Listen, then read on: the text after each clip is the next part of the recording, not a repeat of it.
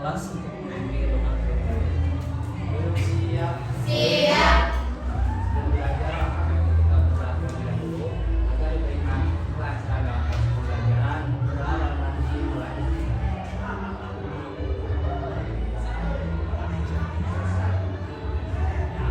Ya, sebelum pembelajaran di sini Bapak akan absen terlebih dahulu. Siapa yang tidak hadir hari ini? Ya, Alvina sakit dan siapa? Amanda sakit ya.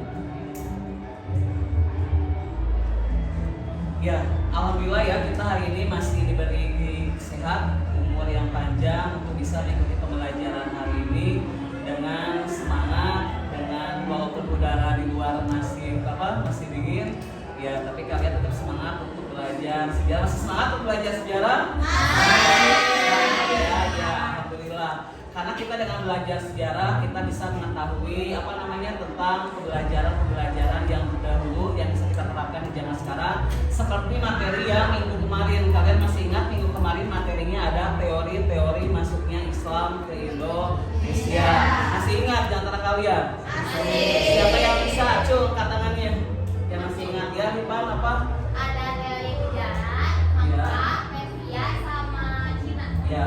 Nah, itu adalah materi yang dari minggu kemarin yang kita bahas. Dan untuk sekarang kita akan bahas materinya adalah tentang bentuk-bentuk pengaruh Islam yang ada di Indonesia, yang nantinya diharapkan dengan kalian mempelajari tentang bentuk-bentuk akulturasi, kalian akan mengetahui apa saja sih bentuk-bentuk akulturasi yang ada di Indonesia yang bisa kalian terapkan nanti dalam kehidupan sehari-hari. Jadi kalian nantinya akan mengetahui bagaimana bentuk arsitekturnya, kemudian bangunannya dan lain-lain ketika akan bahas dalam pembelajaran hari ini gitu ya.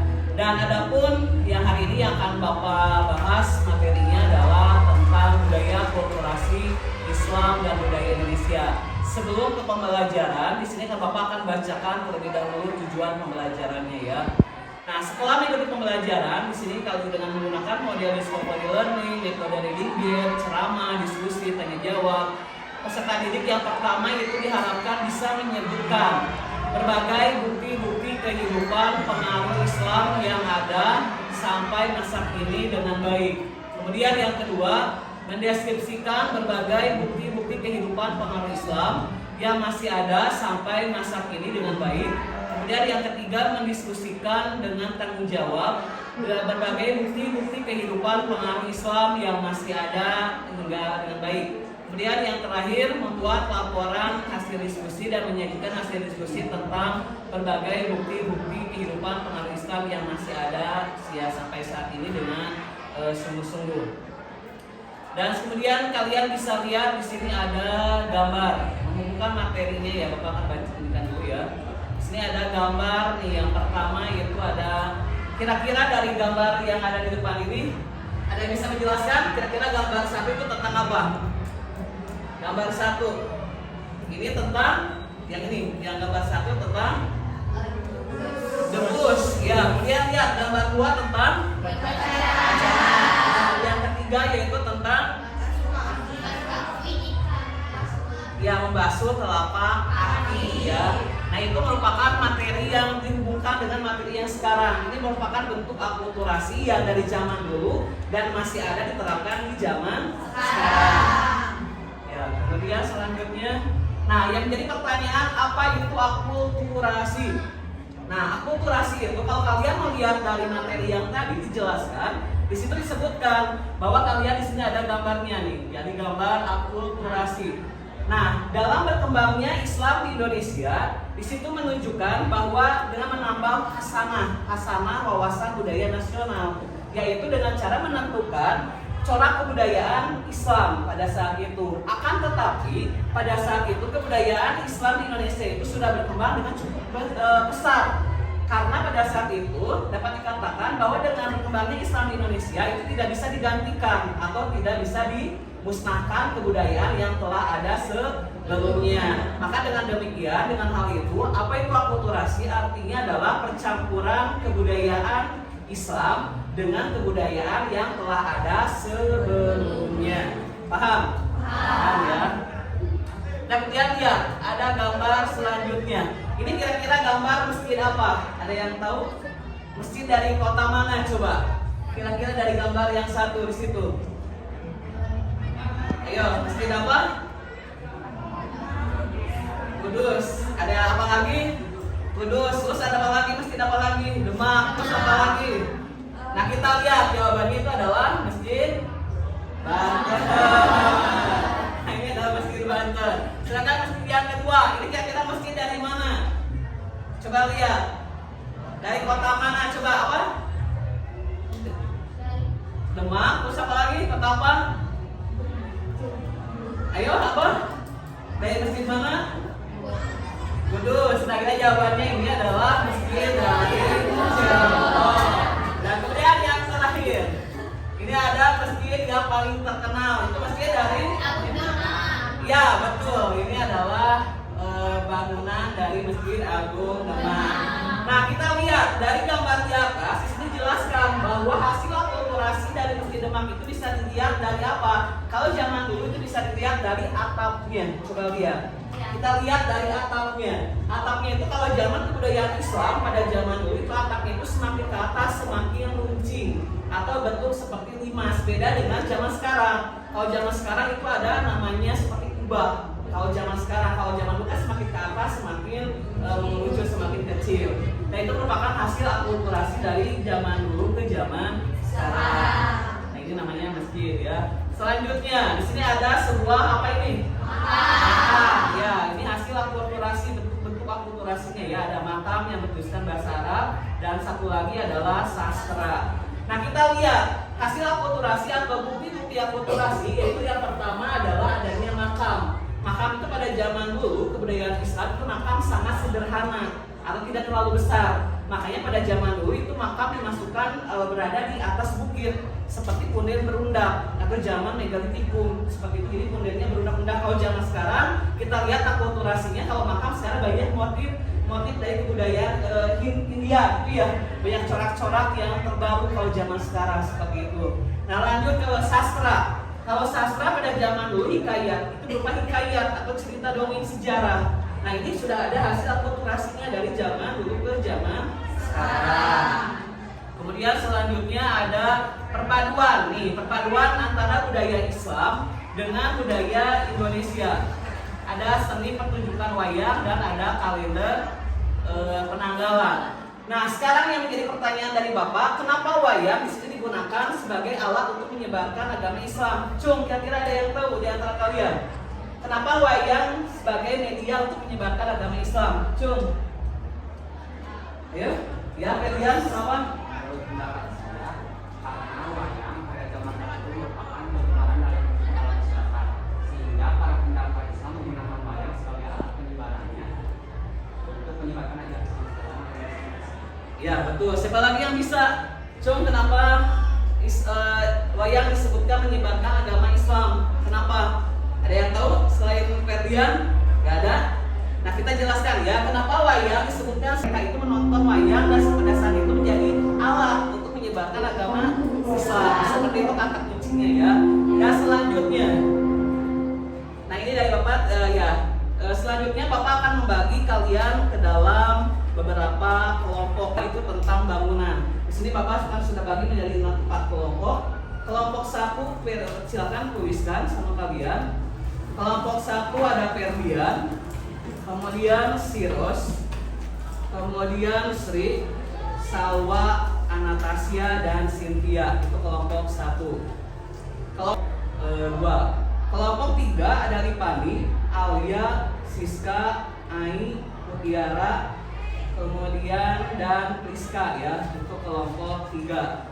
Selanjutnya kelompok 4 ada Ranisa, kemudian Feby, Dian, Rindi, Nita, dan M. Zaifah. Nah, itu kelompok 4. Nah, sekarang tugas kalian, silakan kalian duduk per kelompok masing-masing yang sudah Bapak tadi bacakan. Silakan.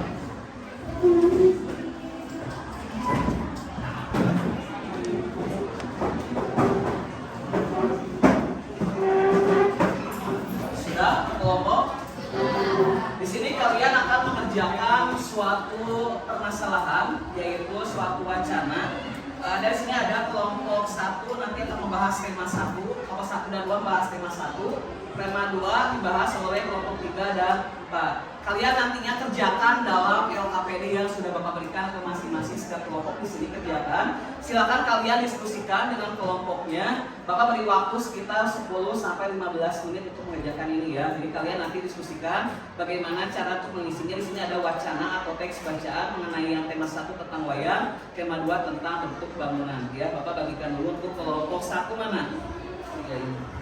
Di kelompok 1, kelompok 2 dan kelompok 3 ini dan 4 nih. Silakan kalian diskusikan dengan teman sebangkunya ya. Silakan beri waktu 10 sampai 15 menit.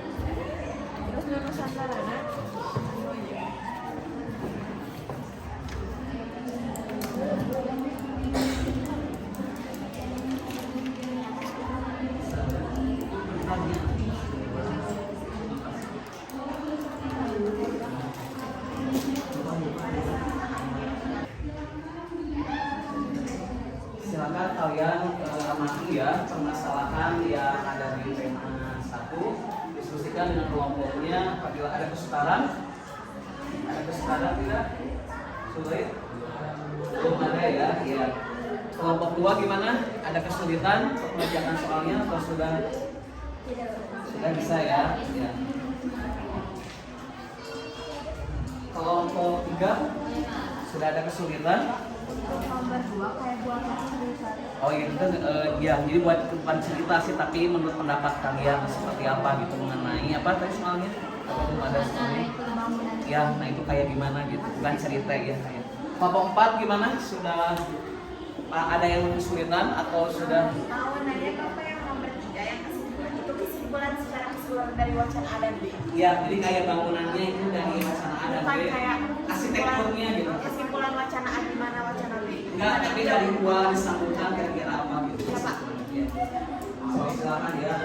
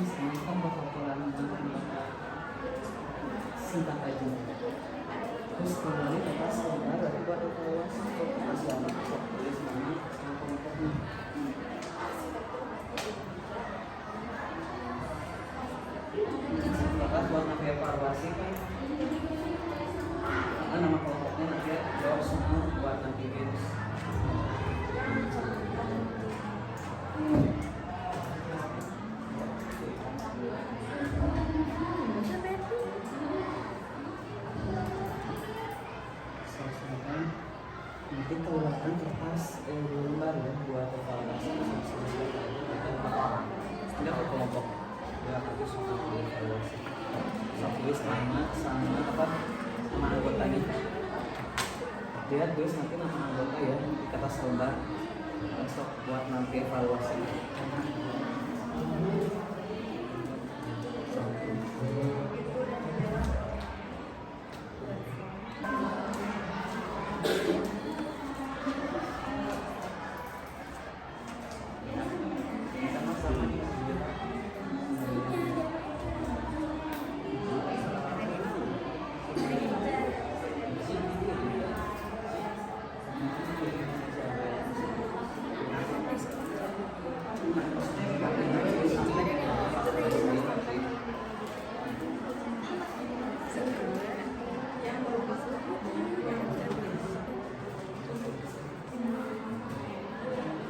Ada yang sulit soalnya, apakah sudah jelas? Jelas ya.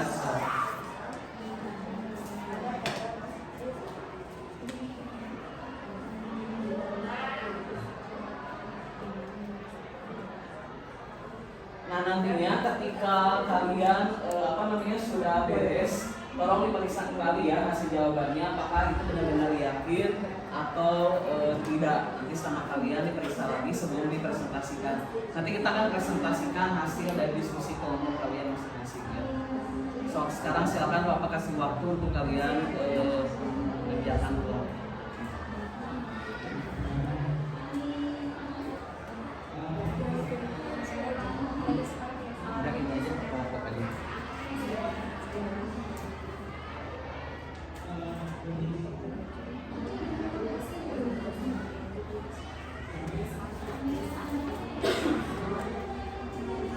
Kita akan adakan 5 soal ya, 5 soal evaluasi. Jadi nanti kalian tulis jawabannya di sana. Yang kemarin soal 15 kemarin bukan dosen.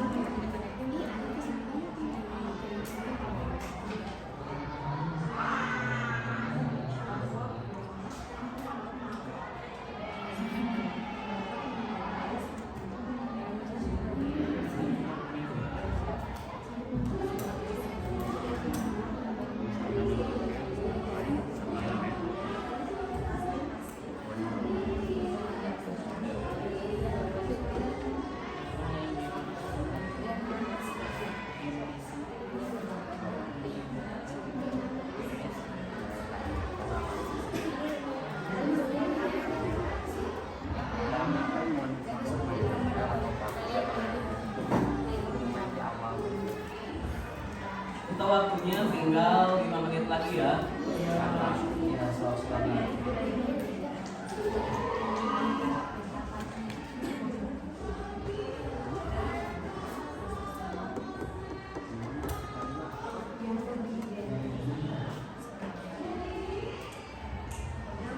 Bapak, kalau buat presentasi itu maju semua. Iya, nanti presentasinya maju semuanya. Tapi yang membacain nama terserah kalian mau dibaca lagi. Ya, tapi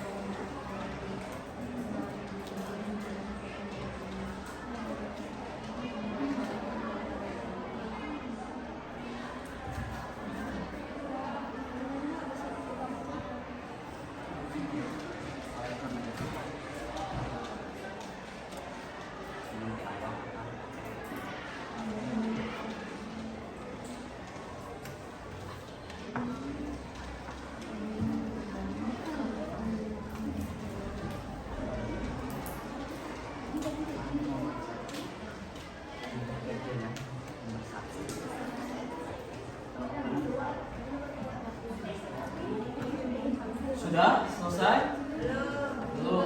Berapa soal lagi? Satu ya, silakan.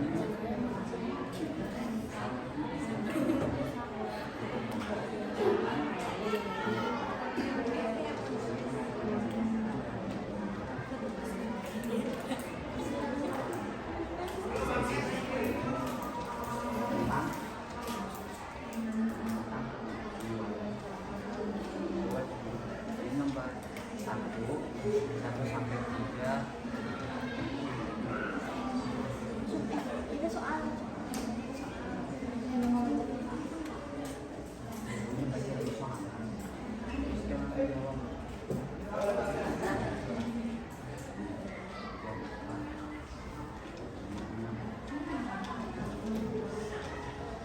sampai tiga.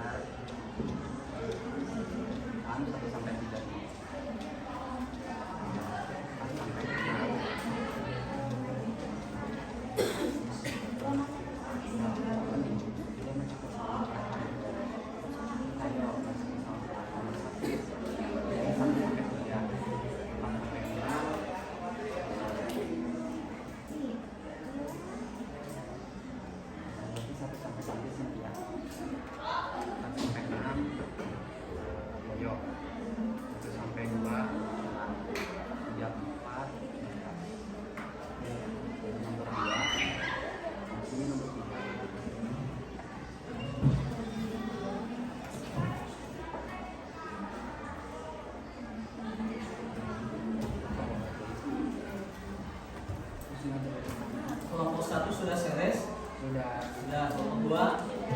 Sudah. 3? Belum. Ini lagi. 4? Ini lagi. Ya.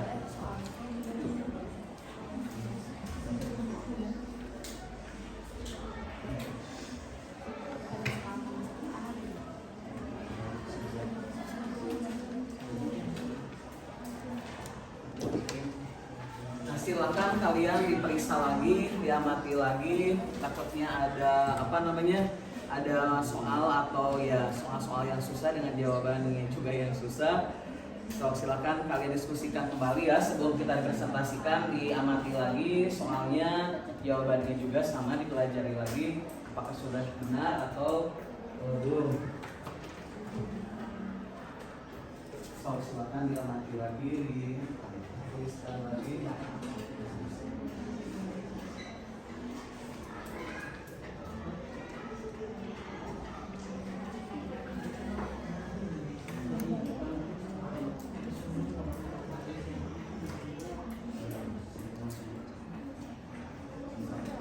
Sambil nunggu kelompok yang belum beres ya, kalian silakan dibaca lagi, dipelajari lagi ya, udah mengenai jawabannya. Silakan.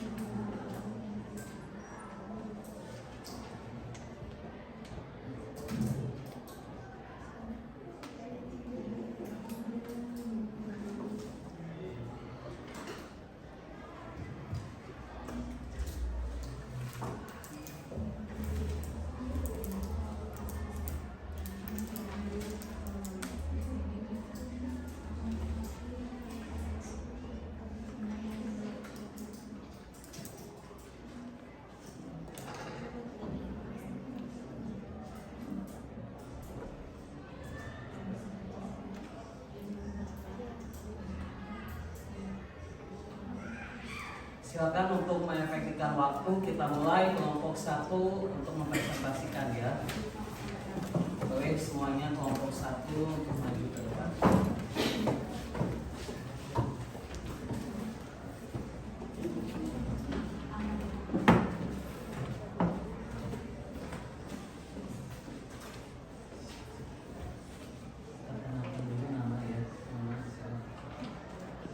Assalamualaikum warahmatullahi wabarakatuh. Waalaikumsalam warahmatullahi wabarakatuh. Selamat pagi semuanya. Sebelumnya perkenalkan, saya Salwa Amelia Sabrina. Dan saya Siraj Bagas Firfirafandi. Saya Ferdinand Febriana. Saya Cynthia Stiani. Saya Anastasia Tripakalina. Saya Sri Mulyani. Kami dari kelompok 1 akan mempresentasikan hasil diskusi kelompok kami mengenai pertunjukan wayang. Mari kita langsung mulai saja ke pertanyaannya yang akan dimulai oleh Cynthia. 1. Coba kalian identifikasikan karakteristik dalam wayang kulit dan wayang golek. Untuk kesenian tradisional yang lahir, hidup, tumbuh, berkembang terutama dalam masyarakat Jawa. 2. Biasanya digunakan sebagai media pertunjukan bahkan menjadi media perenungan menuju roh spiritual para dewa. 3. Dipimpin dan dimainkan oleh seorang dalam pertunjukan. Yang keempat, wayang kulit terbuat atau berbahan dasar kulit didasarkan pada isi kakawin Arjuna Wiwaha Anggita Mukanwa. Pertunjukan wayang kulit periode awal dengan lakon Bima Kumara. Wayang kulit kemudian dipakai oleh para pendakwah Islam di Jawa dan diubah bentuknya agar sejajar dengan ajaran Islam dan tujuan dakwah. Bahkan orang Eropa meniru gaya penyebaran pendakwah Islam hingga seluruh dunia. Kemudian untuk menjawab soal nomor 2, bagaimana melestarikan wayang agar tidak mohon maaf untuk wayang golek terlebih dahulu. Yang pertama, wayang menjadi ciri khas di Jawa Barat khususnya di Sunda. Yang kedua, biasanya wayang golek dimainkan oleh dalang dan diiringi oleh musik gamelan. Lalu yang ketiga yaitu pertama kali diperkenalkan oleh Sunan Kudus pada 1583 untuk menyebarkan agama Islam. Dan yang keempat yaitu menyimpan beragam makna filosofi baik dari segi pewarnaan dan bentuk. Selanjutnya pertanyaan yang kedua. Bagaimana melestarikan wayang agar tidak punah di era kemajuan digital? Untuk dapat melestarikan wayang di Indonesia dapat melalui platform teknologi dengan cara memanfaatkan media sosial sebagai penyebar luasan pertunjukan seni wayang.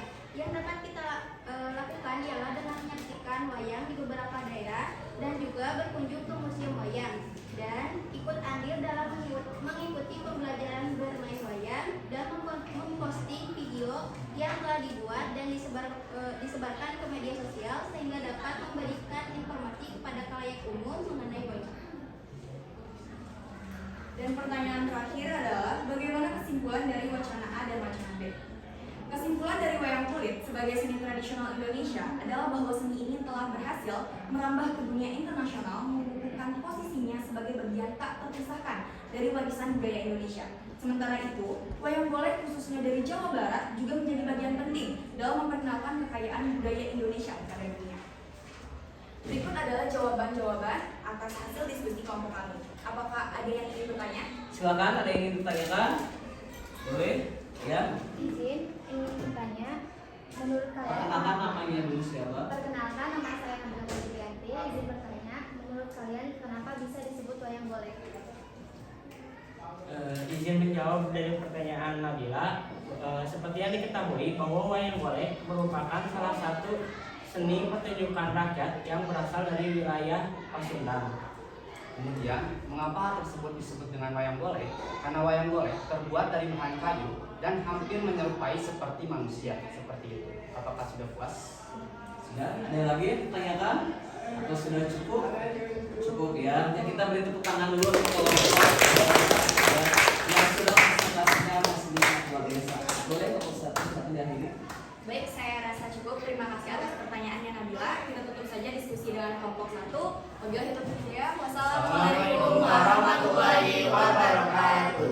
Waalaikumsalam warahmatullahi wabarakatuh.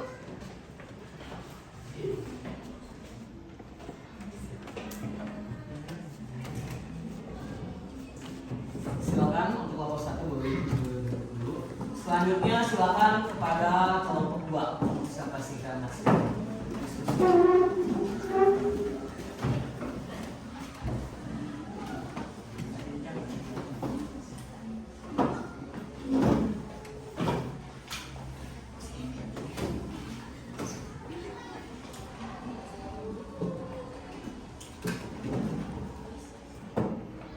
Silakan. Assalamualaikum warahmatullahi wabarakatuh. Waalaikumsalam warahmatullahi wabarakatuh. Baik, sebelumnya perkenalkan nama saya Dea Elisa Layu Dewi Permana. Nama saya Nika Ardianti. Nama saya Timin Nuraini. Nama saya Diana Aisyah. Nama saya Elis. Nama saya Nabila. Di sini kami kelompok 2 akan mempresentasikan jawaban dari hasil diskusi kelompok kami.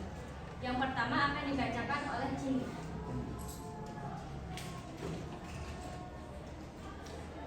Coba kalian identifikasikan karakteristik dalam wayang kulit dan wayang golek. Jawabannya, wayang kulit adalah kesenian tradisional yang lahir, hidup, tumbuh, berkembang, terutama dalam masyarakat Jawa. Istilah wayang sendiri berasal dari kata yang berarti menuju spiritualitas yang kuasa. Perkembangan wayang kulit memasuki babak baru pada masa Kesultanan Islam. Indonesia memiliki sekolah tinggi dengan arah perdalangan kemungkinan baru terhadap pengembangan wayang kulit. Kearifan lokal wayang kulit lahir, tumbuh, hidup di Indonesia kemudian menyebar ke seluruh dunia. Wayang telah menjadi bagian terpisahkan dari kekayaan seni dan budaya Indonesia sejak zaman kerajaan. Wayang golek merupakan seni pertunjukan 3 dimensi berbahan dasar kayu yang diukir menyerupai manusia. Wayang golek menyimpan beragam makna filosofis dan terdiri dari segi perwarnaan, bentuk hingga pertunjukannya. Untuk selanjutnya akan dibacakan oleh Elis. Pertanyaannya, bagaimana melestarikan wayang agar tidak punah di era kemajuan digital? Untuk melestarikan wayang di era digital, penting untuk menggabungkan tradisi dengan teknologi dengan membuat konten digital seperti animasi atau aplikasi edukatif tentang wayang dapat menarik minat generasi muda. Sosialisasi melalui media sosial dan pembelajaran daring juga bisa memperluas apresiasi terhadap seni wayang. Selain itu, mendukung pertunjukan wayang tradisional dan bekerja sama dengan komunitas lokal dapat membantu menjaga keberlanjutan wayang. Yang terakhir akan dibacakan oleh Nika. Untuk nomor 3, pertanyaannya, bagaimana kesimpulan dari wacana A dan wacana B?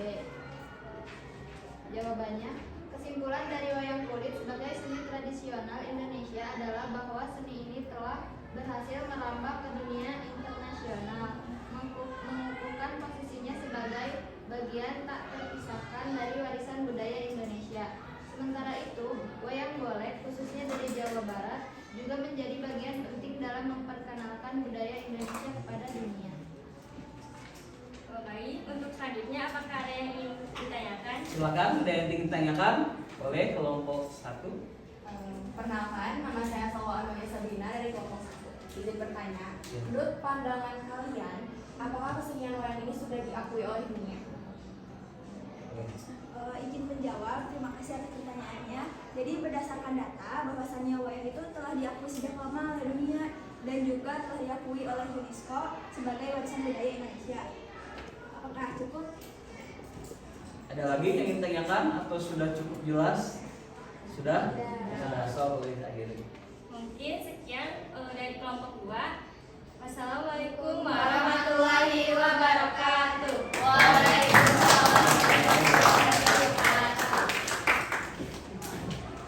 So, untuk persiapan untuk kelompok 3, silakan.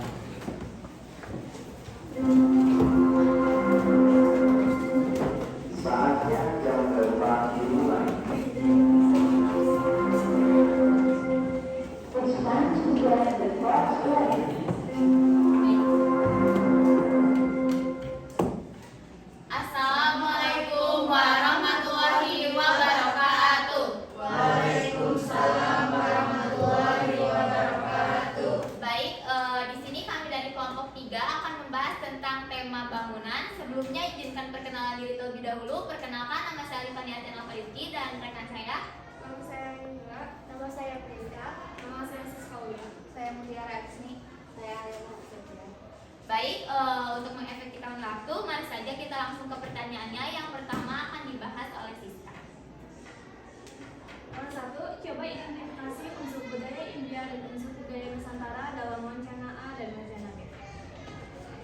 Pada wacana A, pada Masjid Menara Kudus, unsur yang paling terlihat adalah pada keunikan Masjid Menara Kudus yang menyerupai bangunan candi. Gaya bangunan menara terlihat jelas menunjukkan pengaruh bentuk bangunan candi di Jawa. Lalu wacana B, arsitektur Masjid Demak mengandung unsur budaya lokal Jawa, Hindu-Buddha. Hal tersebut dipengaruhi dengan spirit keruntuhan Majapahit. Masjid Agung Demak dibangun dengan khas Majapahit. Bisa dilihat dari bentuk atapnya yang lebih identik dan bangunan peribadatan agama Hindu-India. Budaya India yang ada seperti muka dari pintu pada gaya arsitektur Hindia Belanda dengan perbandingan khas Majapahit yang membawa corak Nusantara Bali. Baik, selanjutnya nomor 2 akan dibahas oleh Ainila dan Rizka.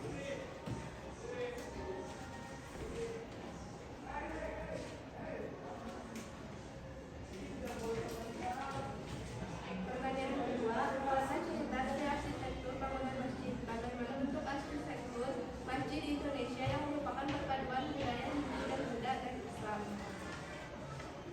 Pada wacana A, ada menara batu dan makam Sunan Kudus menyerupai candi dikelilingi menara yang terdapat tempelan ornamen berupa hiasan biru sebanyak 32 buah berwarna biru dan jumlahnya 20, menggambarkan flora dan fauna. Adanya gerbang menggunakan bahasa Jawa, gapura rusak ewati menjaga.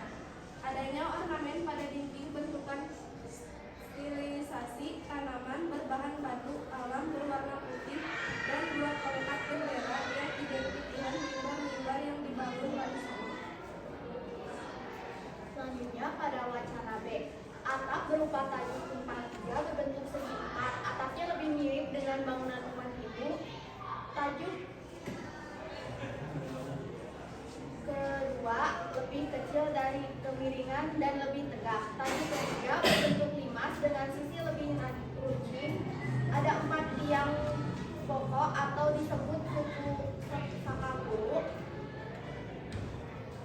Penyangga taraf sampai puncak dikenal dengan tiang tatal. Dinding dibuat dari batu dan kapur. Pintu masuk bercorak klasik. Selanjutnya, kesimpulan akan dijelaskan oleh Alien. Untuk pertanyaan yang ketiga, bagaimana kesimpulan dari wacana A dan wacana B? Kesimpulan keunikan pada wacana A dan B dapat disimpulkan terjadi karena akulturasi dari berbagai budaya yang terdapat di dalamnya. Hal tersebut yang membedakan bangunan Masjid Menara Kudus dan Masjid Agung Demak dari bangunan masjid lainnya. Dengan adanya akulturasi ini, sama sekali tidak memperburuk keadaan bangunannya, akan tetapi menambah nilai estetika dan mempererat sikap toleransi antar umat beragama. Baik, mungkin sekian presentasi dari kami. Apakah ada yang ingin ditanyakan? Silakan, ada yang ingin ditanyakan? Ya, boleh. Kan? Baik, sebelumnya izin perkenalkan diri, nama saya Ranisa Sabrina Isni. Saya ingin bertanya, siapakah yang membuat Masjid Menara Kudus dan Masjid Agung Demak? Baik, untuk Kak Anissa, terima kasih atas pertanyaannya.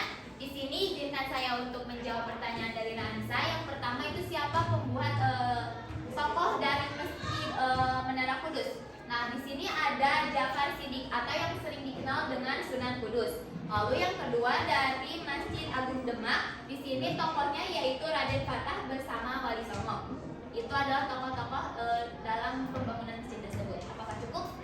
Ada yang tanyakan lagi? Tidak ada? Tidak ada. Kalau nggak ada, tepuk tangan. Kalau ada, silakan. Baik, mungkin kita langsung tutup saja. Sekian presentasi dari kami. Mohon maaf apabila ada kesalahan. Wabillahi taufiq wal hidayah. Wassalamualaikum warahmatullahi wabarakatuh. Waalaikumsalam warahmatullahi wabarakatuh. Silakan selanjutnya persiapan kelompok 4.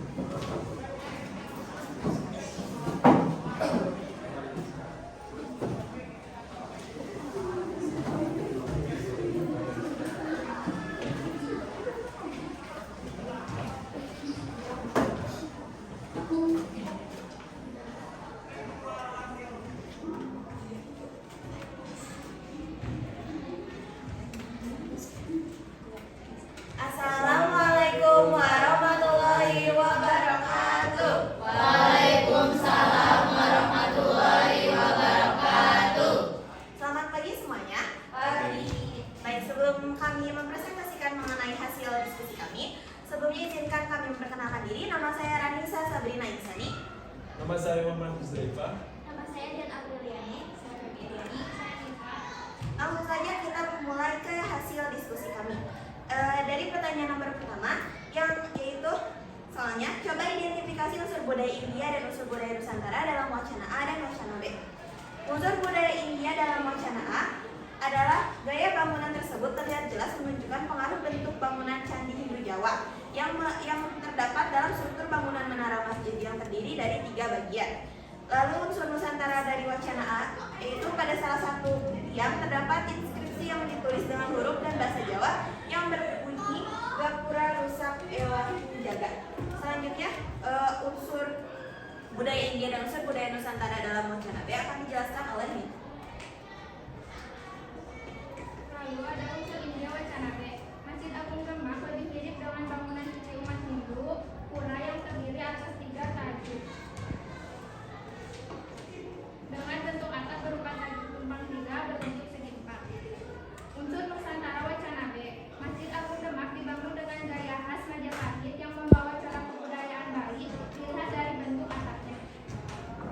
Selanjutnya pertanyaan nomor 2 akan dijelaskan oleh Huzaifa. Lalu pertanyaan nomor 2 yaitu buatlah cerita dari arsitektur bangunan masjid. Bagaimana bentuk arsitektur masjid di Indonesia yang merupakan perpaduan budaya Hindu dan Buddha dan Islam?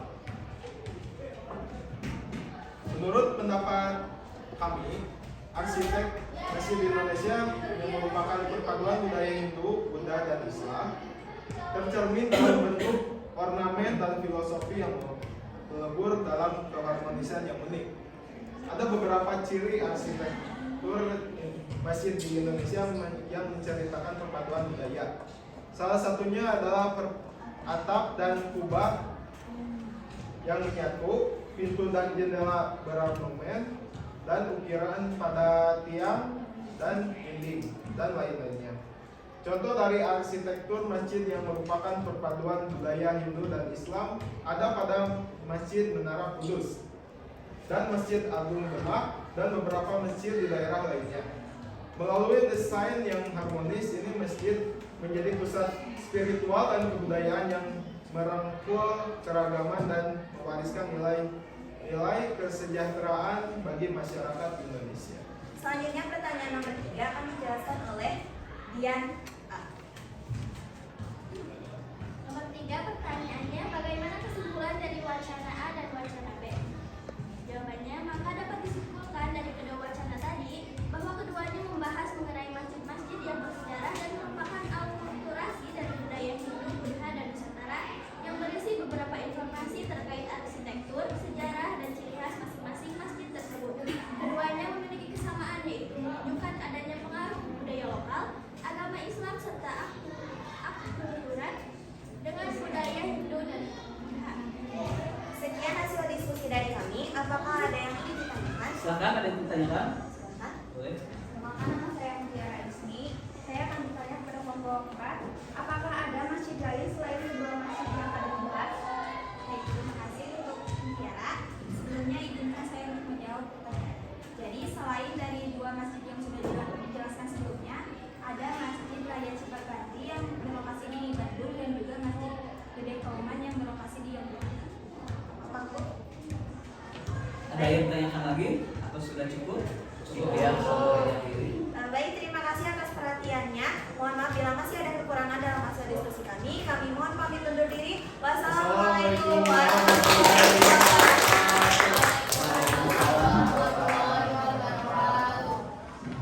Boleh untuk kelompok 4 silakan duduk terlebih dahulu. Nah, kalian sudah mempresentasikan hasil diskusi dari kelompok 1, 2, 3, dan 4. Sekarang boleh kuota LKPD-nya yang akan Bapak nilai nanti di akhir pembelajaran ya.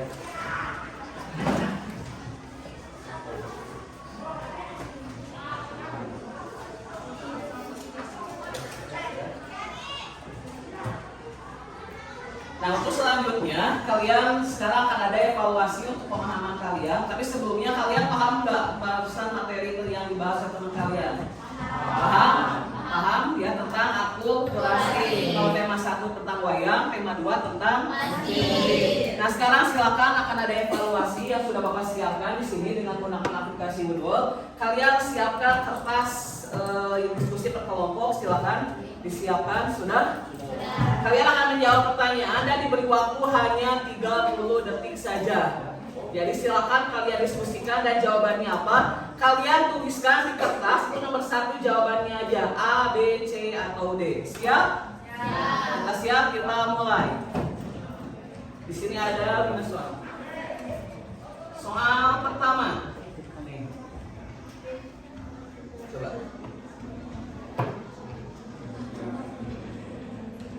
Yuk.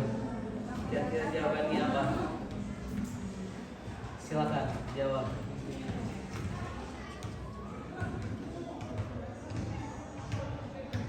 Oke, waktunya 10 menit, 10 detik lagi. Sudah? Sudah? Kelompok 4 sudah? 1 sudah? Jawabannya 2 sudah? Jawabannya adalah C. Coba yang menjawab selain C. Ada yang menjawab C, jujur. Selain C. Apa jawabannya? A. Ini apa?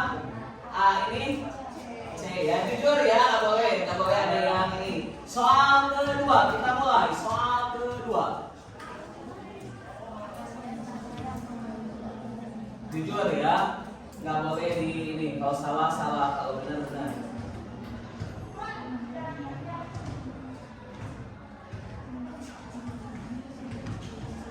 Ayo jujur. Ayo tulis jawabannya, waktunya 10 detik lagi. Sudah tulis? Kelompok 2 sudah? Ayo 2 sudah? Jawabannya adalah yang A. Ada yang salah? Kelompok yang salah, kelompok 1, kelompok 2 salah, 4 betul? Betul. 3 betul? Betul ya. Soal selanjutnya, soal nomor 3. Ini gampang, silakan jawab.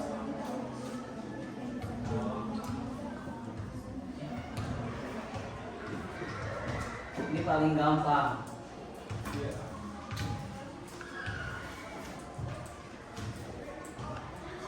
Ayo, sudah? Nah, jawabannya adalah yang E. Ya, paling gampang. Pada masa pengaruh Islam berfungsi sebagai media dakwah. Soal selanjutnya, soal keempat. Pada masa Islam, seni ukir lebih mengembangkan pembuatan dengan motif apa? Kalian lihat di sini. Ayo. Kira-kira apa?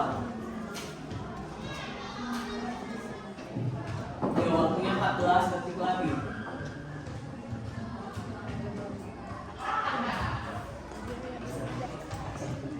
Yo, sudah? Sudah. Jawabannya adalah soal terakhir. Salah satu contoh kesenian yang bernapaskan Islam. Salah satu bernapaskan Islam, kira-kira apa? Apa jawabannya kira-kira?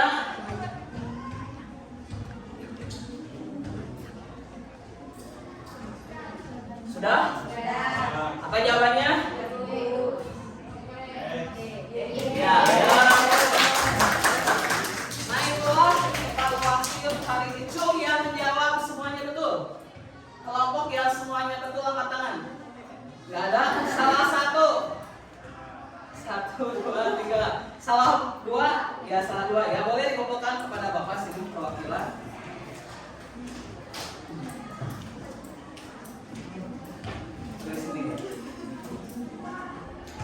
Nah mungkin itu akhir pembelajaran kita. Tapi sebelum Bapak akhiri, di sini Bapak akan adakan tanya pemahaman kalian. Di sini akan Bapak sudah bawakan hadiah. Siapa yang bisa menjawab? Untuk mengakhiri, di sini Bapak ada berapa ya? Ada 4 makanan.